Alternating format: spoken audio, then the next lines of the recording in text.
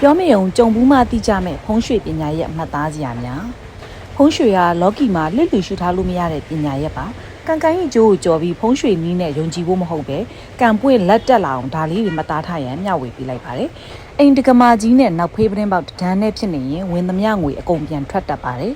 အဲ့ရကလေးနှစ်ခုကိုတစ်ခုတည်းဖြစ်အောင်ဆက်ပြီးအပေါ်က2ယောက်အိတ်မွေရတင်အိတ်ပါကလင်မယားအဆင်မပြေမှုဖြစ်ပွားတတ်ပါတယ်